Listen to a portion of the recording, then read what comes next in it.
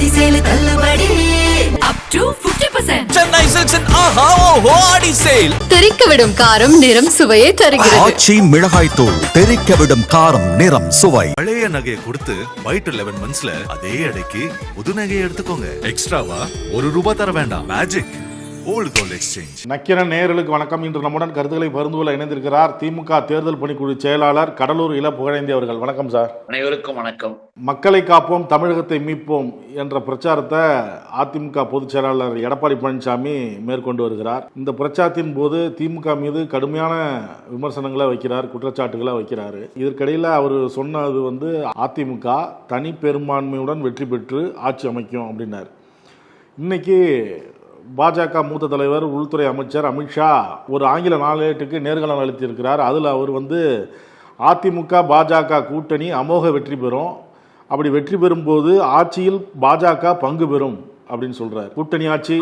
கூட்டணி ஆட்சிங்கிறதுல அவங்க தெளிவாக இருக்கிறாங்க அப்படின்னு எல்லோரும் சொல்றாங்க. கூட்டணி ஆட்சி என்பது ஒரு புறம், கூட்டாட்சி என்பது ஒரு புறம்.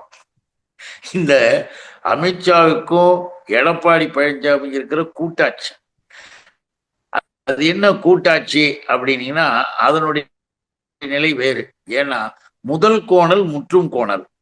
முதல்ல இப்ப நீங்க கேட்டிய மாதிரி அமித்ஷா இவர் என்ன பண்றாரு, பயணம் போறேன்னு சொல்லிவிட்டு எல்லா இடத்துலயும் நடைப்பயணம் போறேன். சிஎம் எங்களுடைய தலைவர் தமிழக முதல்வர் தளபதி அவர்கள் ரோட் ஷோன்னு சொல்லிட்டு பாக்குறாங்கன்ட்டு தனக்கு ஒரு ஆசை இறங்கி போக ஒரு 10 அடி தூரத்திலேயே ஒரு 1/4 கிலோமீட்டர் கூட போல ஒரு தெரு தாண்டத்துக்குள்ள ஆளே இல்லை. என்ன பண்ணாரு, பஸ்ல ஏறிக்கிட்டாரு. நடைப்பயணம் என்பது பஸ் பயணமாக மாறிடுச்சு எடப்பாடிக்கு. அவ்வளவுதான் மக்களுடைய வரவேற்பு. எந்த இடத்துலயும் மக்கள் யாரும் வரவேற்கல, போகல. அந்த மாதிரி இடங்கள்ல போய் பேசும்போதுதான் உளர்றது. அதாவது ஒண்ணு, நீ ஏற்கனவே 10 வருஷம் ஆட்சியில் இருந்த உன் கட்சியில நீ எப்படி இருந்தன்றத மக்கள் மறந்துட்டாங்கன்னு நினைச்சுக்கிட்டு இஷ்டத்துக்கு பேசுறது. இப்ப அறநிலையத்துறை பத்தி பேசினாரு. இப்ப எல்லாருடைய எதிர்ப்பு வந்த உடனே அதனாலதான் பல்டி பழனிசாமின்னு என்னுடைய அன்பு சகோதரர் சேகர்பாபு கூட சொன்னார். பல்டி பழனிசாமி இப்ப பேசிட்டு சாயந்தரம் மாத்தி பேசிடுவார்.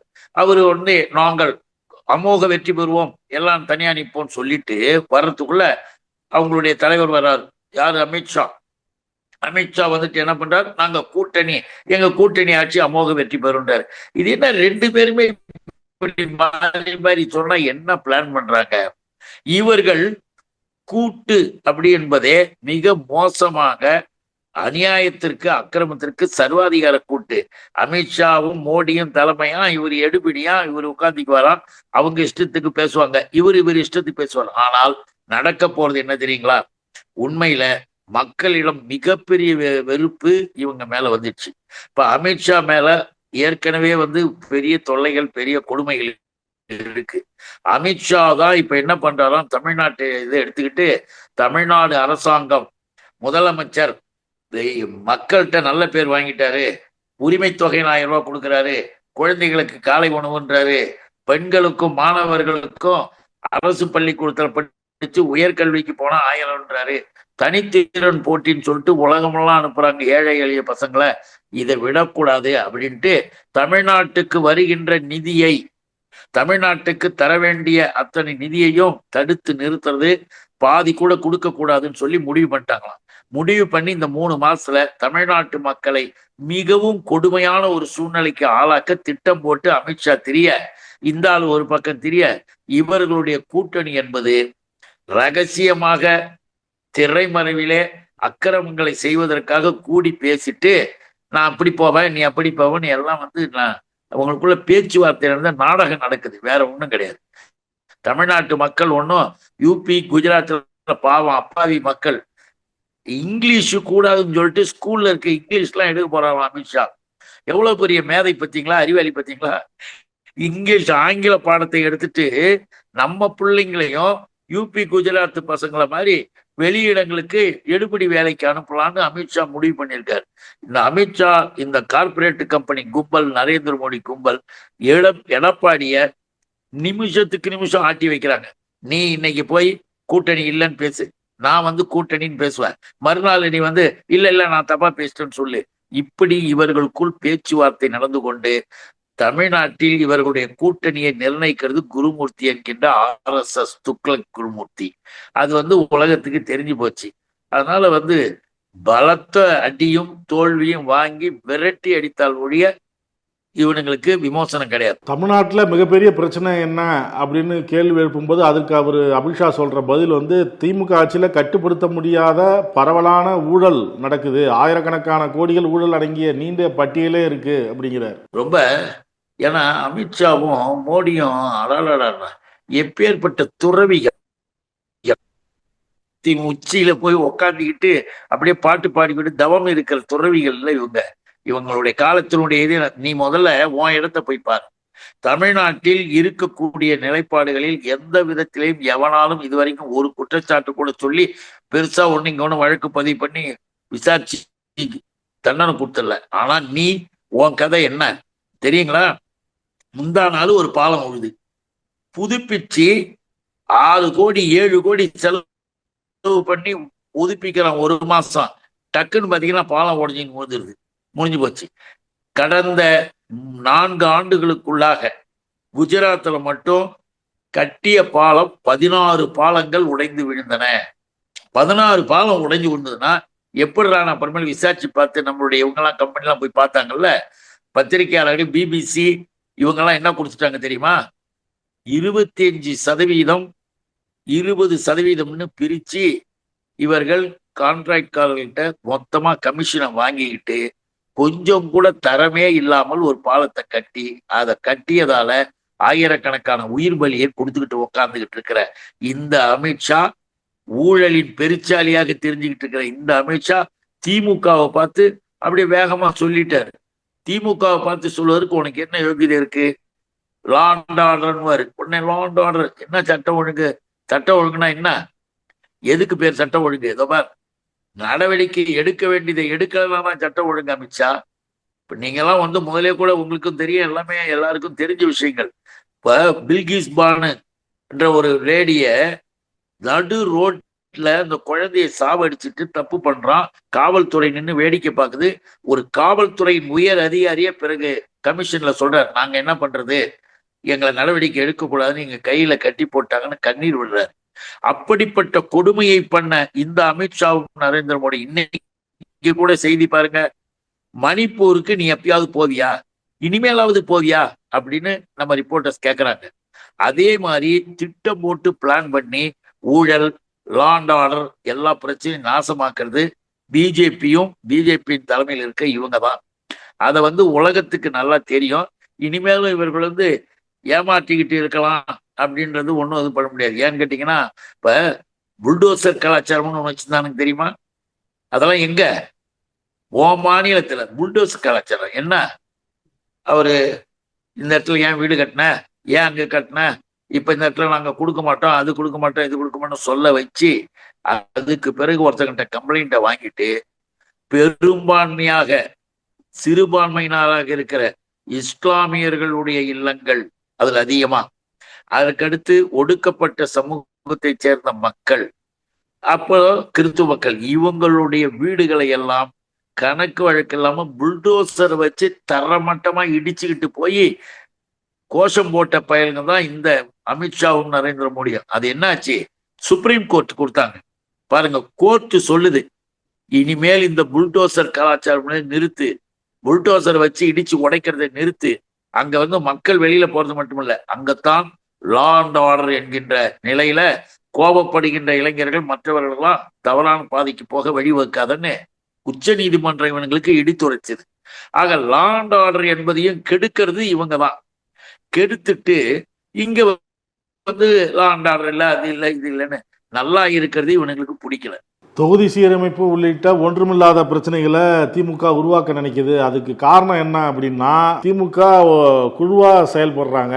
அதாவது மாநில தலைமைச் செயலகத்துக்கு வெளியில வந்துட்டாங்க அப்படின்னா, ஸ்டாலின் மருமகன் ஒரு குரூப்பா இருக்காங்க, உதயநிதி ஒரு குரூப்பா இருக்கிறாங்க, கனிமொழி இருக்கிறாங்க, இந்த மாதிரி வேற வேறையா இருக்கிறாங்க. அதனால திமுக தொண்டர்கள் யாரை பின்பற்றுவது அப்படின்னு திமுக தொண்டர்கள் குழப்பத்தில் இருக்கிறாங்க. அதனால இது திசை திருப்பறதுக்கு தான் இவங்க ஒண்ணும் இல்லாத பிரச்சனையை பெருசாக்குறாங்க அப்படின்றாரு அமித்ஷா. அமித்ஷாவுக்கு கொஞ்சமாவது எதையாவது அடிப்படை அறிவு நாலேஜாவது தமிழ்நாட்டு அரசியல் பத்தி தெரியுமா?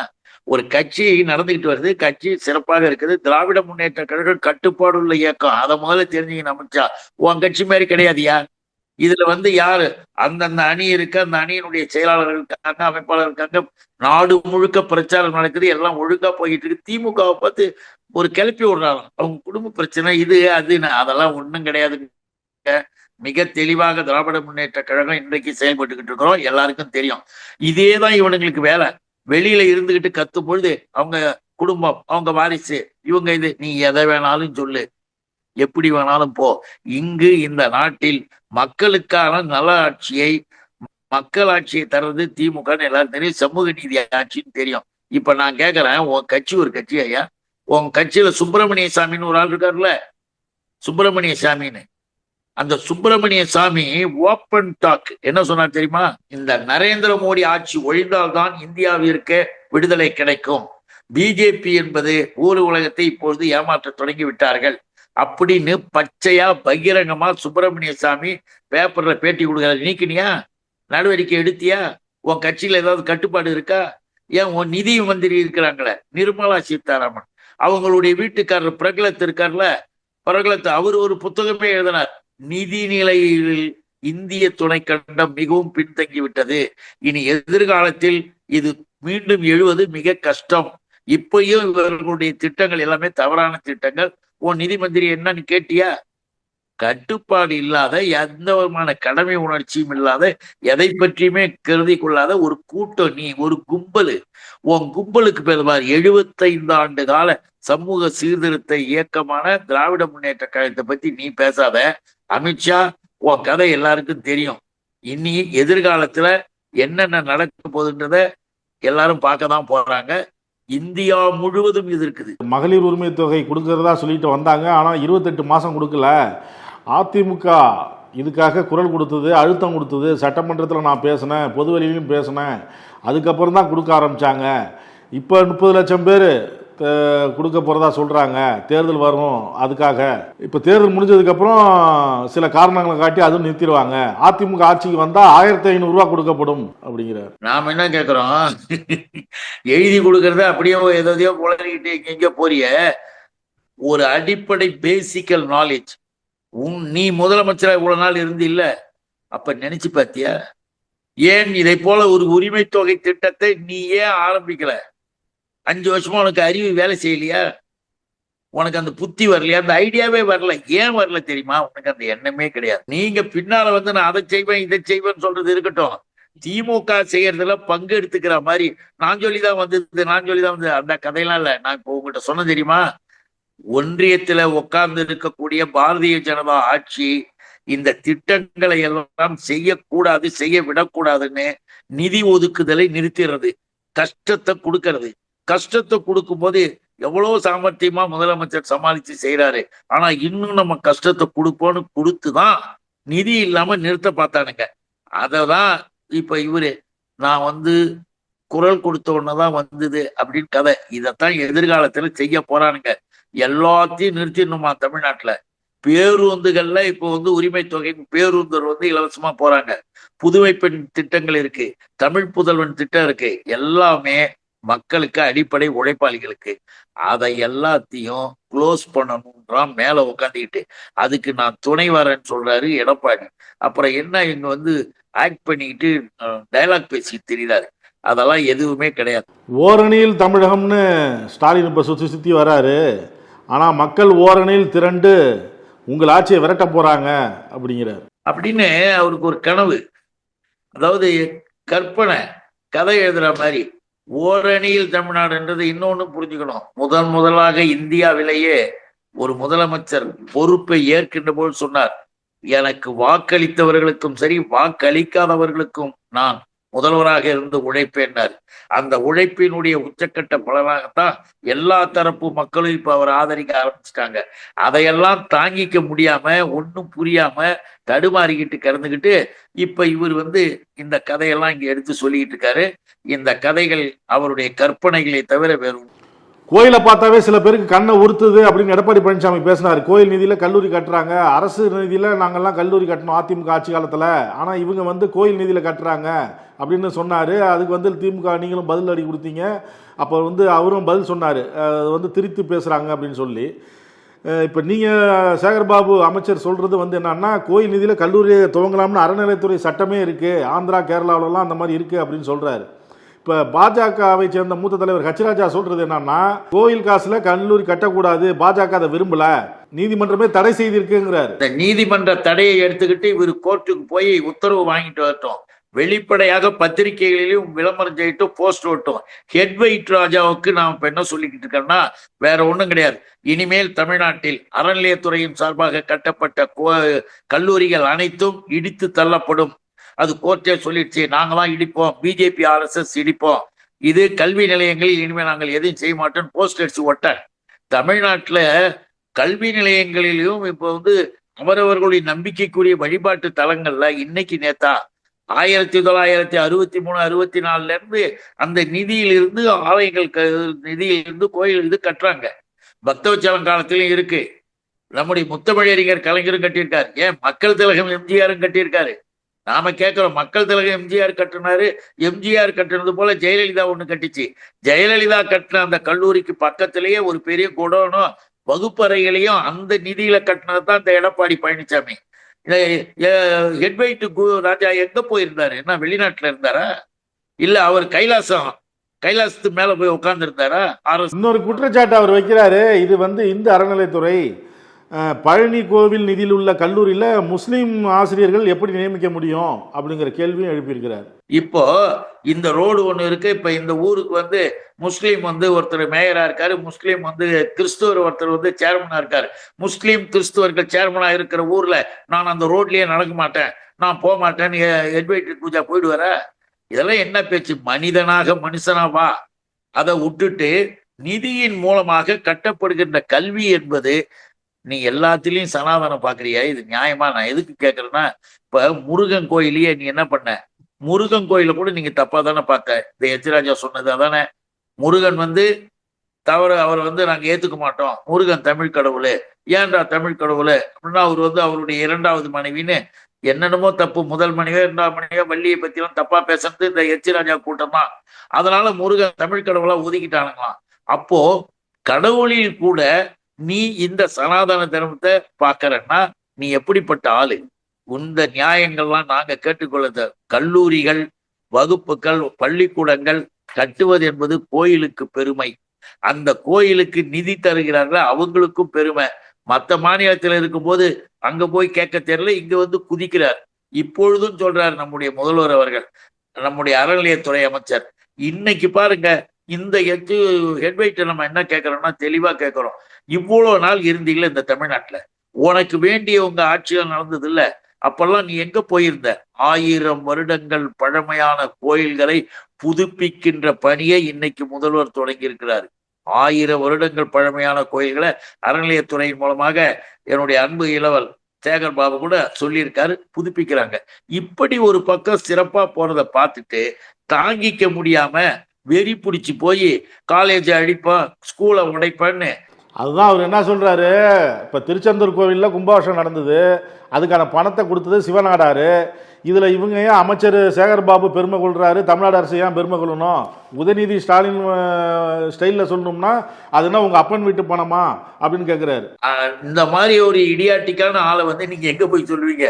ஒரு நிர்வாகம், ஒரு நிர்வாகத்தின் மூலமாக நடத்தப்படுற நிகழ்ச்சிக்கு பல்வேறு தரப்பை சேர்ந்தவர்கள், அவங்க இறை நம்பிக்கை உள்ளவங்க, அவங்க வந்து நாங்க அந்த இதுக்கு தரங்க, நாங்க தரங்கன்ன போது கோவில்கள் எல்லாமே இப்படி கொடுக்கின்ற ஒரு நிதியில தான் நடந்துகிட்டு இருக்கு இவ்வளவு நாளும்.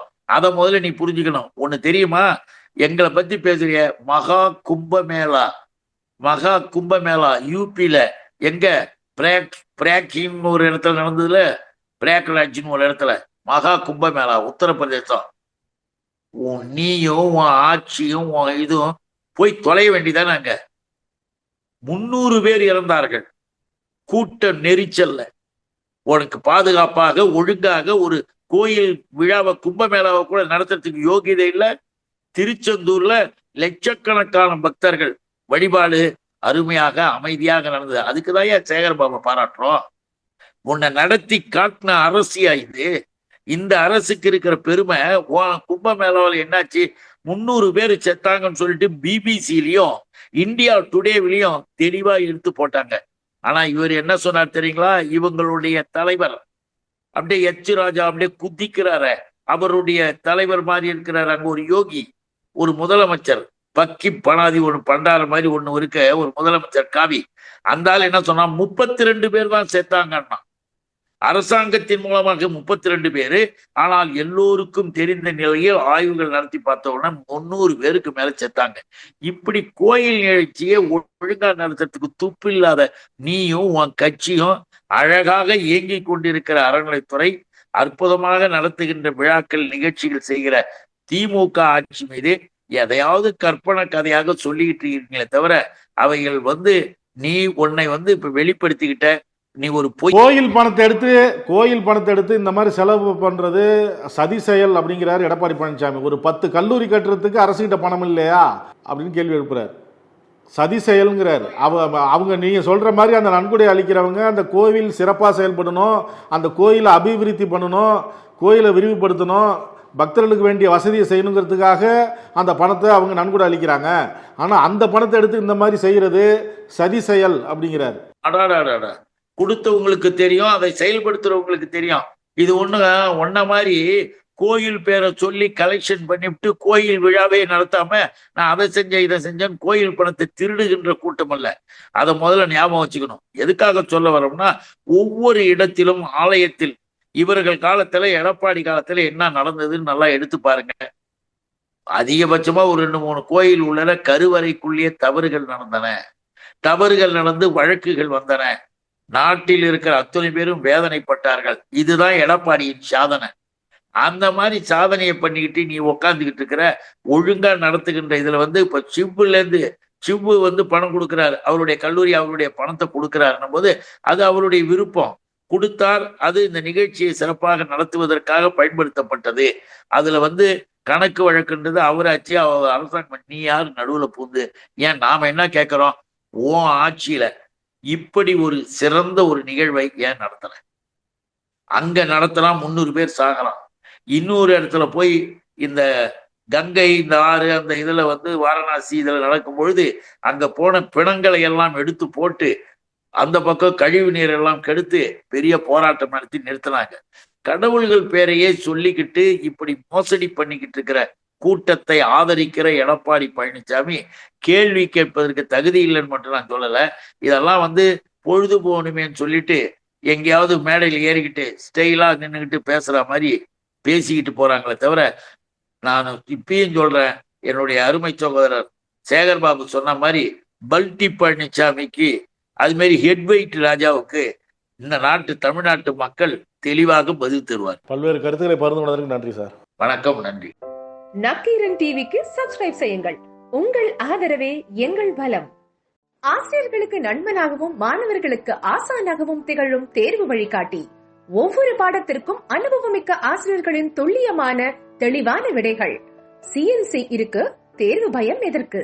இது தீரன் பப்ளிஷிங் ஹவுஸ் விற்பனை வெளியீடு.